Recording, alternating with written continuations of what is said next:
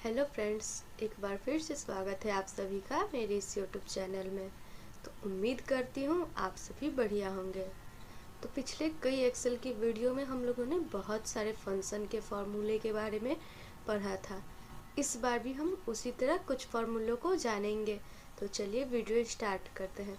Video start करने से पहले आप सभी मेरे चैनल को सब्सक्राइब कर दीजिए, वीडियो को लाइक कर लीजिए और अधिक से अधिक शेयर कर दीजिए ताकि मैं इसी तरह अच्छी अच्छी वीडियो आप लोगों के लिए बना सकूं। तो चलिए फ्रेंड स्टार्ट करते हैं। आज का जो हमारा सबसे पहला फार्मूला है वो है चेंज केस का फार्मूला। आप लोग बोलेंगे हम तो पढ़ लिए हैं एमएस वर्ड में, लेकिन मैं पूछती हूँ कि अगर इसको एक्सेल में यूज़ करना है तो कैसे करेंगे। एमएस वर्ड में तो हम सभी जानते हैं कि चेंज केस का एक ऑप्शन आ जाता है फॉन्ट फैमिली में, तो हम लोग वहाँ से यूज कर सकते हैं। लेकिन अगर इसी चीज़ को एक्सेल में करना है तो एक्सेल में तो कोई ऑप्शन नहीं दिया है, तो इसको यूज़ कैसे करेंगे। तो यहाँ पे हम लोग फॉर्मूले का यूज़ करते हैं। उसी चीज़ के बारे में आज हम लोग देखेंगे कि कौन सा फॉर्मूला होता है, क्या होता है। तो उसके लिए सबसे पहले हम लोगों को कुछ टेक्स्ट लिखना पड़ेगा। तो टेक्स्ट के रूप में मैं यहाँ पे जनवरी फरवरी लिख देती हूँ। आप लोग देख सकते हैं मैंने यहाँ पे जनवरी लिखा और इसको मैं ड्रैग कर दूँगी। यहाँ पे जनवरी से लेके पूरा दिसंबर तक हमारा मंथ आ गया है। लेकिन एक चीज़ आप हमेशा ध्यान दीजिएगा कि हम लोग एक्सेल में कभी भी टेक्स्ट लिखते वो चाहे कोई सा हो, वो हर टाइम लोअर केस में ही आता है। अगर इसको अपर केस में चेंज करना है, सेंटेंस केस में चेंज करना है, तो हम लोग क्या करेंगे। तो इसके लिए पहले मैं थोड़ा सा पेज को जूम कर ले रही हूँ ताकि सब चीज़ आप लोग को अच्छे से दिखे। यहाँ पे देख लीजिए मैंने पेज को जूम कर लिया है। इसके बाद हम लोग को फॉर्मूला अप्लाई करना है। तो यहाँ पे मैं अपर केस का फॉर्मूला सबसे पहले निकालूंगी। तो मैंने यहाँ पे अपर लिख दिया है। अब हम लोग अपना फॉर्मूला अप्लाई करेंगे। तो फॉर्मूला अप्लाई करने के लिए मैं लिखूंगी इक्वल टू UPPER। अब देख सकते हैं जैसे ही मैंने अपर लिखा यहाँ पे फॉर्मूला शो कर रहा है। तो मैंने यहाँ पे ब्रैकेट ओपन किया और इसमें यहाँ पे देख सकते हैं हिंट में टेक्स्ट आ रहा है। तो मुझे रेफरेंस लेना है, तो मैं जनवरी का ही रेफरेंस ले रही हूँ। इसके बाद मैं ब्रैकेट क्लोज करूँगी और जैसे ही इंटर करूँगी आप लोग देख सकते हैं जनवरी यहाँ स्मॉल लेटर में था जबकि यहाँ पे कैपिटल लेटर में आया है। हम चाहें तो इसको ड्रैग भी कर सकते हैं या डबल क्लिक भी कर सकते हैं। आप लोग देख सकते हैं यहाँ पे जनवरी फरवरी जो स्मॉल में था अब वो पूरा कैपिटल में हो गया है। अगर फिर से हमको लोअर केस में लेना है तो क्या करेंगे। अब आप लोग कहिएगा कि ये लोअर केस में ही है। ठीक है, मानते हैं कि ये लोअर केस में है, लेकिन अचानक कभी आप अपर केस में टाइप कर दिए फिर लोअर केस में लेना है तो क्या करेंगे, आप पूरे वर्ड को डिलीट करेंगे नहीं। उसके लिए भी फॉर्मूला आता है। तो मैं यहाँ पे लोअर का फॉर्मूला अप्लाई करूँगी, इसलिए मैंने यहाँ पे लोअर लिख लिया। अब मुझे फॉर्मूला लिखना है तो is equal to LOWER lower bracket open. अब फिर टेक्स्ट लेना है तो मैं अपर केस वाला रेफरेंस ले रही हूँ। उसके बाद से ब्रैकेट क्लोज करूँगी, इंटर करूँगी। अब आप लोग देख सकते हैं मैंने ये रेफरेंस यूज़ किया है, यानी पहले ये अपर केस में था जबकि अब ये लोअर केस में आ रहा है। अगर मैं इसे डबल क्लिक करके या ड्रैग करूँगी तो आप लोग देख सकते हैं ये स्मॉल में आएगा। इसके बाद एक और फॉर्मूला है प्रॉपर का, जो कि हम लोग एमएस वर्ड में पढ़े थे सेंटेंस केस। अगर उस टाइप का हम लोग को यहाँ पे वर्ड लाना है तो हम लोग प्रॉपर का यूज़ करेंगे। प्रॉपर के यूज से क्या होता है आप सभी को मालूम होगा, जो हमारा वर्ड का पहला लेटर होता है वो कैपिटल हो जाता है। अपर केस में पूरा कैपिटल रहता है, लोअर केस में पूरा स्मॉल रहता है। लेकिन अगर हमको फर्स्ट लेटर कैपिटल चाहिए बाकी सब स्मॉल चाहिए तो हम लोग प्रॉपर का यूज़ करते हैं। तो मैं यहाँ पे प्रॉपर लिख दे रही हूँ, आप लोग देख सकते हैं। इसके बाद मैं यहाँ पे फॉर्मूला अप्लाई करूँगी। तो फॉर्मूला के लिए इज इक्वल टू प्रॉपर। जैसे ही मैं प्रॉपर लिखूँगी यहाँ पे प्रॉपर आ जाएगा। प्रॉपर को सेलेक्ट करने के बाद मैंने टैब प्रेस किया है। अब मुझे टेक्स्ट यानी रेफरेंस लेना है, तो रेफरेंस मैं लोअर केस का ले रही हूँ। आप चाहे तो अपर केस का भी ले सकती हैं या फिर लोअर केस का भी। इसके बाद मैं ब्रैकेट क्लोज करूँगी और इंटर करूँगी। आप लोग देख सकते हैं लोअर केस में यहाँ पे पूरा जो वर्ड था वो स्मॉल में था, लेकिन जैसे ही मैंने प्रॉपर का फॉर्मूला अप्लाई किया है जनवरी का जे कैपिटल हो गया है। अगर इसे मैं ड्रैग कर देती हूँ तो आप लोग देख सकते हैं जनवरी का जे, फरवरी का एफ, मार्च का एम, ये सब पूरा कैपिटल हो गया, यानी प्रॉपर केस में चेंज हो गया है। इसके बाद अगर कोई बोले यहाँ पे मैंने जो जनवरी फरवरी लिया था इसको रिमूव करके इसमें से कोई भी एक, जैसे मान लीजिए प्रॉपर वाला यहाँ पे जो भी वर्ड है इसको यहाँ पे मूव करना है, तो हम लोग क्या करेंगे, पहले सबसे पहला काम इसको डिलीट करेंगे। अब आप लोग देखिएगा जैसे ही मैं यहाँ पे डिलीट कर रही हूँ ये अपने आप अपर में भी, लोअर में भी, प्रॉपर में भी, तीनों में डिलीट हो जा रहा है। अगर मैं डिलीट करके लाऊंगी भी तो लाऊंगी कहाँ से, तीनों तो डिलीट हो जा रहा है। तो ये क्यों हो रहा है आप लोग ध्यान से सुनिएगा। जब मैंने अपर केस का फॉर्मूला अप्लाई किया था तो मैंने यहाँ पे रेफरेंस लिया था A2 यानी ये जनवरी का। जब मैंने जनवरी का रेफरेंस लिया उसी टाइम से हमारा ये वर्ड और ये वर्ड आपस में कनेक्ट हो गया है। सेम उसी तरह जब मैंने लोअर केस का लिया था तो अपर केस वाला रेंज लिया था, अगर उसी तरह प्रॉपर वाला लिया था तो लोअर केस वाला रेफरेंस लिया था, तो सब आपस में कनेक्ट हैं। जैसे ही मैं एक को डिलीट करूँगी ऑटोमेटिक सब डिलीट हो जाएगा। अब इस केस में कोई कह दे कि इसको डिलीट करके इसमें से कोई एक यहाँ पे मूव कर दो तो वो कोई बात ही नहीं होगा, हम लोग से होगा ही नहीं। लेकिन ऐसा कहना गलत है, हम लोग चाहे तो कर सकते हैं। अभी देखिएगा जब मैं इस पर क्लिक कर रही हूँ तो केवल जनवरी फरवरी ही आ रहा है क्योंकि ये हमारा टेक्स्ट है। लेकिन जैसे ही मैं प्रॉपर में, लोअर में या अपर में किसी एक में क्लिक करूँगी तो आप लोग देख सकते हैं यहाँ पे फॉर्मूला बार में फॉर्मूला शो कर रहा है। तो सबसे पहला काम क्या करेंगे, हम लोग अपने रेंज को सेलेक्ट करेंगे। रेंज सेलेक्ट करने के बाद हम लोग इसको कॉपी कर लेंगे। कॉपी करने के बाद यहीं पे पेस्ट करना है, कहीं दूसरे सेल में या फिर कोई दूसरे लोकेशन पे नहीं, यहीं पे हम लोग पेस्ट करेंगे। अब पेस्ट सिंपल वाला पेस्ट नहीं करना है, हम लोग टीनी एरो पे क्लिक करेंगे, पेस्ट स्पेशल पे जाएंगे। यहाँ पे आप लोग देख सकते हैं बहुत टाइप का पेस्ट आ रहा है, all, formula, value, format, comments, validation. हम लोग को वैल्यू वाला जो ऑप्शन है इसको टिक करना है, बाकी से हम लोग को कोई मतलब नहीं है। इसके बाद ओके करेंगे, पेस्ट हो गया है। अब हम लोग अगर इस रेंज में कहीं भी क्लिक करेंगे तो आप लोग देख सकते हैं जनवरी फरवरी ही नॉर्मल शो कर रहा है, यानी ये फॉर्मूला से फ्री होके नॉर्मल टेक्स्ट बन चुका है। अगर लोअर केस में हम लोग चेक करें तो यहाँ पे भी फॉर्मूला अप्लाई है, अपर में चेक करें तो यहाँ पे फॉर्मूला अप्लाई है, लेकिन अगर प्रॉपर में चेक करें तो आप लोग देख सकते हैं यहाँ पे केवल जुलाई लिख रहा है, यानी ये टेक्स्ट में चेंज हो चुका है। अगर हम इसको डिलीट करते हैं यहाँ से, आप लोग देखिए तो लोअर का और अपर का डिलीट हो रहा है लेकिन प्रॉपर का नहीं हो रहा है। हम लोग क्या करेंगे, डिलीट कर देंगे, ये सबको भी डिलीट कर देंगे। डिलीट करने के बाद से हम लोग जनवरी फरवरी वाला ये जो रेंज है इसको सेलेक्ट करेंगे, सिंपल कॉपी करेंगे और जहाँ भी पेस्ट करना है रेंज सेलेक्ट करके नॉर्मल पेस्ट कर देंगे। अब आप लोग देख सकते हैं यहाँ पे केवल जनवरी फरवरी आ रहा है, ना कि कोई फॉर्मूला आ रहा है, तो ये हमारा वैल्यू में कन्वर्ट हो चुका है। तो उम्मीद करती हूँ चेंज केस के बारे में आप लोग को अच्छे से समझ में आ गया होगा। इसके बाद जिस फॉर्मूले के बारे में हम लोग बात करेंगे वो है लेन का फॉर्मूला। लेन मतलब लेंथ। अब ये लेंथ का फॉर्मूला क्या होता है, तो जैसे मान लीजिए मैंने पूछा फरवरी में कितने कैरेक्टर हैं या फरवरी का लेंथ कितना है, तो हम लोग नहीं बता पाते हैं। लेकिन अगर हम लोग लेन के फॉर्मूले का यूज़ करें तो हम लोग आसानी से इसमें कितने कैरेक्टर हैं ये बता सकते हैं। तो क्या करना है, हम लोग को सेल में जाना है, इक्वल टू लेन। लेन लिखने के बाद ब्रैकेट ओपन करना है और जो भी टेक्स्ट का हमको लेंथ मालूम करना है उस टेक्स्ट को हम लोग सेलेक्ट करेंगे, ब्रैकेट क्लोज करेंगे और इंटर करेंगे। आप लोग देख सकते हैं आंसर 8 आया है। अब हम लोग इसको चेक कर लेते हैं कि सही में इसका लेंथ 8 कैरेक्टर है या नहीं है। तो FEBRUARY 1 2 3 4 5 6 7 8 ये पूरा 8 कैरेक्टर है। तो यही काम होता है लेन के फॉर्मूले का। अब आप लोग बोलिएगा कि मैम ज़रूरी थोड़े ना है कि हम लोग को जब भी किसी वर्ड का लेंथ निकालना है हमको वो वर्ड पहले लिखना पड़ेगा, तो ऐसा बिल्कुल भी ज़रूरी नहीं है। तो आप लोग क्या करेंगे, is equal two lane, bracket open, यहाँ पे मैं महक लिख दे रही हूँ।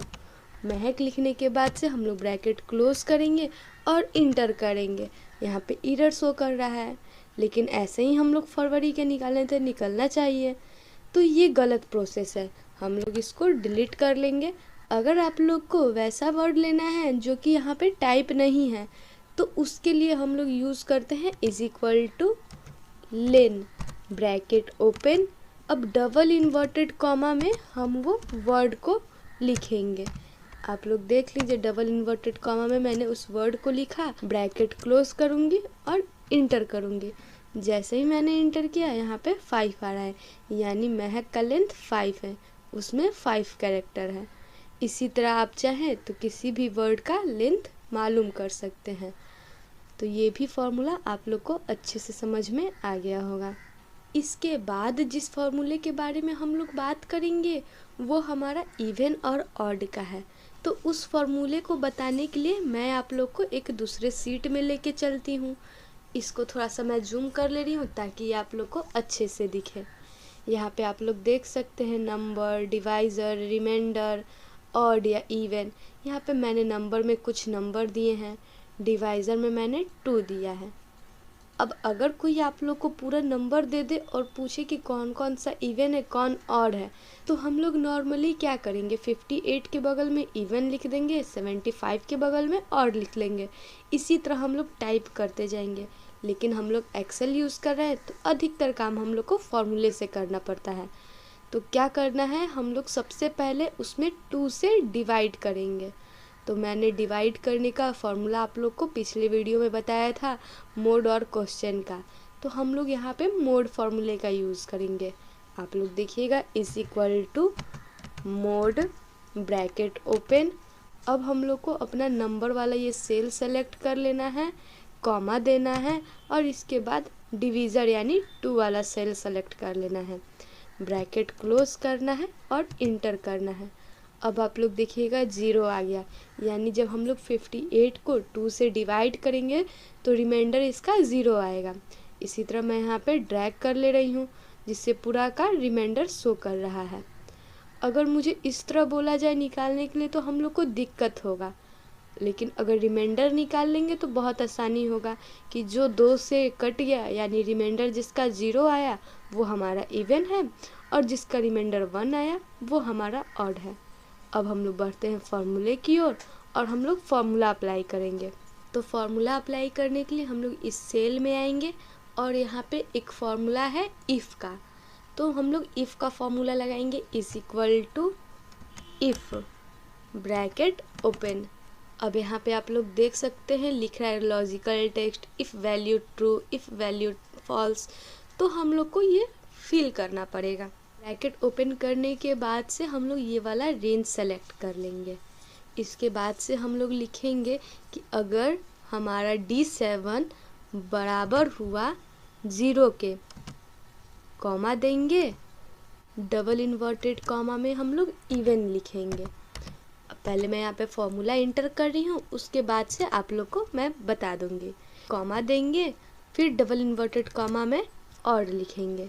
उसके बाद हम लोग को ब्रैकेट क्लोज करना है और इंटर करना है।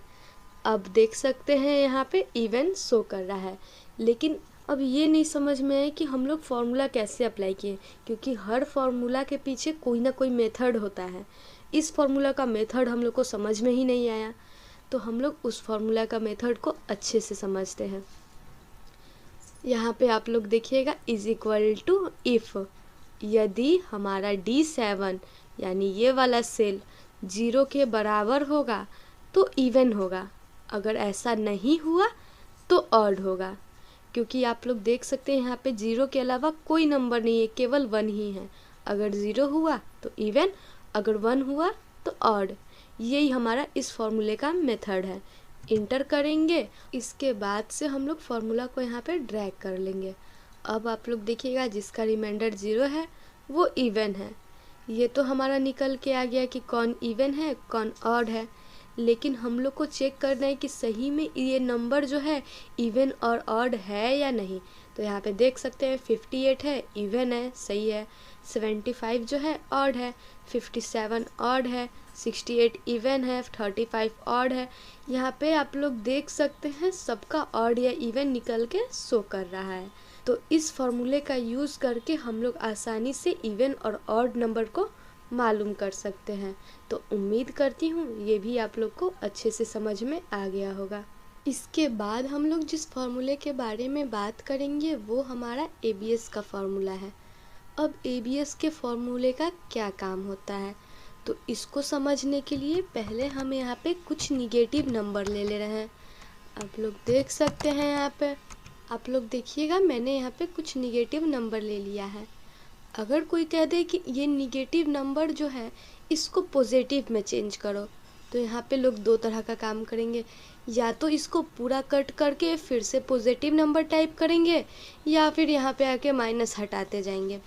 लेकिन अगर हमको ज़्यादा नंबर दे दिया जाए तो फिर दिक्कत हो जाएगा। तो उसके लिए हम लोग एबीएस फार्मूले का यूज़ करते हैं। अब हम लोग देखेंगे कि एबीएस फार्मूले को यूज़ कैसे करते हैं। तो सेल में आना है इज इक्वल टू ABS। आप लोग देख सकते हैं वहाँ पे फॉर्मूला शो कर रहा है, ब्रैकेट ओपन, यहाँ पे नंबर लिखा हुआ है। तो नंबर के जगह पे हम ये वाला नंबर ले लेंगे। लेने के बाद ब्रैकेट क्लोज करेंगे और इंटर करेंगे। जैसे ही मैंने इंटर किया आप लोग देख सकते हैं यहाँ पे 65 जो था पहले निगेटिव में था, लेकिन फॉर्मूला अप्लाई करने के बाद पॉजिटिव में आ गया है। सेम उसी तरह हम लोग इसको ड्रैग कर लेंगे। आप लोग देख सकते हैं जितना भी इधर निगेटिव नंबर था सब पॉजिटिव नंबर में चेंज हो गया है। तो यही यूज़ होता है एबीएस फार्मूले का। उम्मीद करती हूँ ये भी आप लोग को अच्छे से समझ में आ गया होगा। अब इसके बाद जो फार्मूला है वो है नाउ का। नाउ का फार्मूला का क्या यूज़ होता है, तो इसका यूज़ हम लोग करेंट डेट और टाइम इंसर्ट करने के लिए करते हैं। ज़्यादा फार्मूला में कुछ नहीं करना है, हम लोग को इक्वल टू नाउ लिखना है, ब्रैकेट ओपन करना है, ब्रैकेट क्लोज करना है, इंटर कर देना है। जैसे ही मैं इंटर करूँगी आप लोग देख सकते हैं यहाँ पे करेंट डेट एंड टाइम आ गया। हो सकता है ये डेट एंड टाइम गलत भी हो, क्योंकि जैसा डेट एंड टाइम हम लोग सिस्टम में सेव किए रहेंगे वही डेट एंड टाइम यहाँ पे शो करेगा। जैसा कि आप लोगों के फ़ोन में होता है, आप लोग जैसा डेट एंड टाइम सेट किए रहते हैं और अलार्म लगाते हैं तो उसी टाइम पे अलार्म बजता है। उसको ये नहीं मतलब रहता है कि अभी कितना बज रहा है कितना नहीं बज रहा है, टाइम होगा अलार्म बजना स्टार्ट हो जाएगा।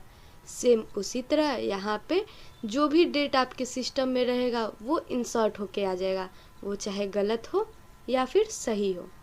आप लोग देख सकते हैं जब मैंने नाउ का फॉर्मूला यूज़ किया है तो यहाँ पे डेट और टाइम दोनों आ रहा है। लेकिन अगर हम चाहते हैं कि केवल डेट आए या केवल टाइम आए तो उसके लिए एक शॉर्टकट की आता है, हम लोग को यूज़ करना पड़ेगा। अब वो शॉर्टकट की क्या है, जिस भी सेल में हम लोग को डेट एंड टाइम इंसर्ट करना है पहले हम लोग उस सेल में जाएंगे। आप लोग को ध्यान देना है कि डेट इंसर्ट करना है कि टाइम। मान लीजिए अगर हम लोग को डेट इंसर्ट करना है तो हम लोग कंट्रोल प्रेस करने के बाद सेमीकोलन प्रेस करेंगे, तो आप लोग देख सकते हैं डेट आ गया। लेकिन अगर हम लोग को टाइम इंसर्ट करना है तो कंट्रोल शिफ्ट और सेमीकोलन प्रेस करेंगे, तो यहाँ पे टाइम आ गया।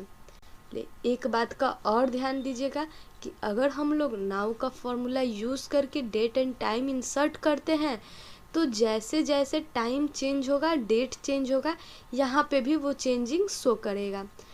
आप लोग वीडियो को रिमाइंड करके देखिएगा कि जब मैंने शुरू में इंसर्ट किया था यहाँ पे टाइम तो 250 था, लेकिन अभी जैसे ही मैं दूसरे सेल में गई हूँ टाइप करने के लिए तो ऑटोमेटिक यहाँ पे 252 हो गया है। जैसे जैसे टाइम चेंज होगा वैसे वैसे यहाँ भी चेंज होगा। आप लोग देख सकते हैं कि अभी 52 है, लेकिन जैसे ही 53 होगा ऑटोमेटिक यहाँ भी 53 आ जाएगा। तो चलिए तब तक हम लोग और फॉर्मूले का यूज़ करके देखते हैं, फिर मैं आप लोग को दिखाऊंगी कि यहाँ पे टाइम चेंज हो रहा है। आप लोग ध्यान से देख लीजिए 252 हो रहा है। ये तो हो गया कि अगर हम लोग को एक साथ टाइम एंड डेट लेना है तो हम लोग नाउ के फॉर्मूले का यूज़ करेंगे।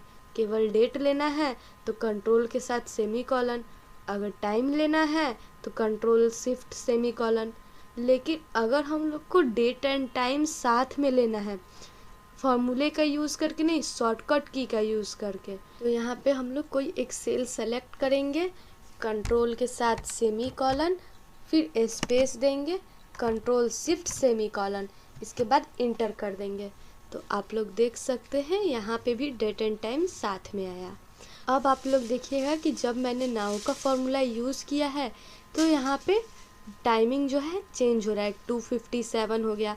मैंने आप लोग को 2:52 पे दिखाया था, लेकिन जब मैंने यहाँ पे सिंगल फार्मूला टाइप किया है शॉर्टकट की से तो यहाँ पे कोई चेंज नहीं हुआ। यहाँ पे भी मैंने शॉर्टकट की का यूज़ किया था तो यहाँ पे भी चेंज नहीं हुआ। तो ये हमारा जो डेट एंड टाइम आएगा वो फिक्स आएगा, चेंजेबल नहीं रहेगा। लेकिन अगर हम लोग नाउ का यूज़ करते हैं तो यहाँ पे हमारा डेट एंड टाइम समय के साथ चेंज होते रहेगा। इसके बाद जिस फॉर्मूले के बारे में हम लोग पढ़ेंगे वो हमारा रैंड का और रैंड बिटवीन का है। अब इस फॉर्मूले का नाम सुन के आपको याद आ रहा होगा कि इसका तो यूज़ हम लोग MS वर्ड में भी किए हैं।